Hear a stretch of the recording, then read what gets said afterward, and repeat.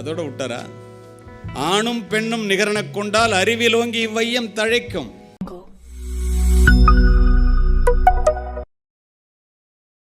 இந்த தலைமுறைக்கு நான் சொல்ல விரும்புவது, பெரியவர்களும் உங்களுடைய பிள்ளைகளுக்கும், தயவு செய்து எக்காரணத்தை கொண்டும் இந்த சின்ன சின்ன காரணங்களுக்காக இந்த குடும்ப உறவுகளை உடைத்து விடாதீர்கள். நான் உலகம் முழுவதும் சென்று உரையாற்றுவதிலே நான் தெரிந்து கொண்ட உண்மை என்ன தெரியுமா? அமெரிக்காவில் பேசிட்டு ஃப்ளைட்டில் வந்துட்டு இருக்கேன். உலக பெண்கள் மாநாட்டுக்கு போயிட்டு 4 பெண்கள் வந்தாங்க. என்னை அடையாளம் கண்டுபிடிச்சி என்கிட்ட வந்து பேசினாங்க. நான் என்னுடைய மனைவியை அறிமுகப்படுத்தி வச்சேன். எங்கேம்மா போயிட்டு வரீங்க? என்ன உலக பெண்கள் தினத்துக்கு போயிட்டு வர்றோம். அதில் 2 பேர் நம்ம தமிழ்நாட்டுக்காரங்க, 2 பேர் வட இந்தியர்கள். என்னம்மா விசேஷம்னா? சார் கேட்டால் வியந்து போவீங்க சார். என்னம்மான்னு கேட்டேன். பெண்கள் மாநாட்டினுடைய, உலக பெண்கள் மாநாட்டினுடைய தலைவியினுடைய நடை உடை பாவனைகளையும் நுனிநாக்கு ஆங்கிலத்தையும் பார்த்து நாங்கள், அவர்களுடைய பணக்காரத்தனத்தை பார்த்து நாங்கள் வியந்து போய் நிற்கும்போது, அந்த தலைவி இந்திய பெண்கள் எங்கே இருக்கிறார்கள் என்று தேடி கேட்டுக்கொண்டு வந்து, உங்களிடம் நாங்கள் தோற்று போய்விட்டோம் என்று சொன்னார். எங்கள்கிட்ட எப்படி தோத்தீங்க அப்படின்னு நாங்கள் வியப்பாக கேட்டோம். உலகமே போற்றுகின்ற ஒருவனுக்கு ஒருத்தி என்ற உடன்பாட்டை நாங்கள் உடைத்து விட்டோம், நீங்கள் இதுவரை உடைக்கவில்லை, அதனால் உங்களிடம் தோற்று போய்விட்டோம். அதற்காகத்தான் சொல்லுகின்றேன், பிள்ளைகளை சின்ன சின்ன காரணங்களுக்காகவெல்லாம் குடும்ப கோர்ட்டுகளுக்கு போகும்படி உள்ள சூழ்நிலை வேண்டாம் என்று கண்ணதாசன் போய் கேட்டாங்க. அழகாக சொல்லுவார். ஒரே 4 லைனில் சொல்லிட்டு போயிட்டார். என்ன சொன்னார் தெரியுமா? பொய்யான சில பேருக்கு புது நாகரீகம், புரியாத பல பேருக்கு அது நாகரீகம், முறையாக வாழ்வோருக்கு எது நாகரீகம்? முன்னோர்கள் சொன்னார்கள் அது நாகரீகம். முன்னோர்கள் சொன்னது எது? குடும்ப வாழ்க்கை. அவ்வளோதான். இந்த கணவன் மனைவி உறவுங்கிறது, நிறைய பேர் இங்கே உட்காந்துருக்கிறீங்க, பெண்கள் இல்லாத ஒரு உலகத்தை நாம் நினைத்து பார்த்தால் உலகம் என்பதே இல்லை.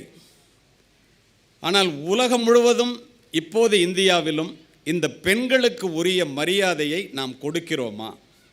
மகளிர் தினத்தன்று மட்டும் இந்த பெண்களை பாராட்டிவிட்டு ஓய்ந்து விடுகிறோமா என்ற ஒரு பெரிய கேள்வி தொக்கி நிற்கின்றது. பல பேர் என்ன செய்கின்றோம் என்று சிந்தித்து பாருங்கள். மங்கையராய் பிறப்பதற்கே நல்ல மாதவம் செய்திடல் வேண்டுமம்மா, கவிமணி தேசிக விநாயகம் பிள்ளை.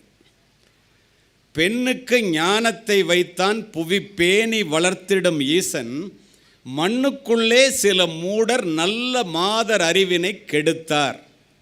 யார் அந்த மூடர்? நாம் தான். மாதர் தம்மை இழிவு செய்யும் மடமையை கொளுத்துவோம், ஏட்டையும் பெண்கள் தொடுவது தீதென்றெண்ணினோர் மாய்ந்து விட்டார், வீட்டிற்குள்ளே பெண்ணை பூட்டி வைத்த விந்தை மனிதர் தலை கவிழ்ந்தார். அதோட விட்டாரா? ஆணும் பெண்ணும் நிகரெனக் கொண்டால் அறிவிலோங்கி இவ்வையம் தழைக்கும்.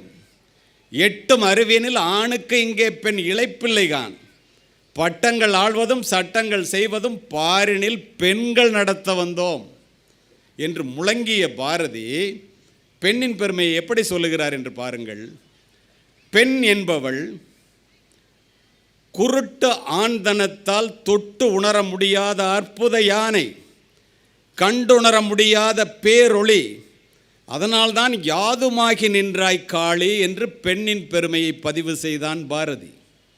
வள்ளுவர் இதைப்பட ஒருபடி மேலே போய் பெண்ணில் பெருந்தக்க யாவுல என்ற அறத்துப்பாலிலே கேள்வியை எழுப்பிய வள்ளுவர் பெற்றோர்களே, பெரியோர்களே, பெண்ணில் பெருந்தக்கது இல், பெண்ணை விட பெருமையானது இல்லடான்னு பொருட்பாலிலே பதில் சொல்லி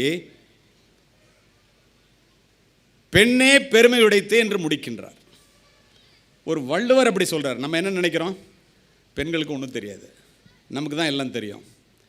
100கணக்கான வருடங்களுக்கு முன் சங்க இலக்கியம் பதிவு செய்கிறது. நண்பர்களே, என்ன சொல்கிறாங்க தெரியுமா? நல்லா கூர்ந்து கவனிக்கிறீங்க, ரொம்ப புரிஞ்சுக்கிற ஒரு மக்கள்கிட்ட பேசுகிற மாதிரி புத்தகங்கள் இருக்கின்ற இடத்துல அறிவார்ந்த சபையிலே பேசுகின்றது மாதிரி நான் உணர்கிற காரணத்தினால இதெல்லாம் சொல்கிறேன். உள்ளபடியே இத்துணை அமைதியாக, அதுவும் புத்தக திருவிழாவிலே 1000 வருஷத்துக்கு முன்னாடி என்ன சொன்னால் தெரியுமா? சங்க இலக்கியத்தில் ஆண்கள் அத்துணை பேர் வியந்து போய் பெண்களினுடைய மதிப்பை உணர வேண்டும் என்பதற்காக இந்த பதிவு. அத்தி மலரும் அருங்காக்கை வெண்ணிறமும் கத்துப்புணல் மீன்பதமும் கண்டாலும் பித்தரே காணார் தெரியல் கடவுளரும் காண்பரோ மானார் விழியார் மனம். என்ன அர்த்தம் தெரியுமா? அத்திப்பூவை பார்த்துடலாமா, எப்பயாவது பூக்குது இல்லையா? வெண்ணிற காக்கையை பார்த்துடலாமா? மீன் தண்ணீரிலே நீந்து போகின்ற அந்த நீரினுடைய நீந்துகின்ற தடத்தை கூட பார்த்து விடலாமாம். ஆனால் ஒன்றே ஒன்று ஞானிகளுக்கும் தெரியாதான், கடவுளுக்கு தெரியுமா என்னன்னு சந்தேகமா. எது தெரியுமா? மான் போன்ற விழிகளை உடைய மனைவியினுடைய மனதை அறிந்தவன் இந்த உலகத்தில் யாருமே இல்லையடான்ட்டு போயிட்டான். ஆனால் நம்ம என்ன சொல்கிறோம்? நமக்கு தான் எல்லாம் தெரியும்.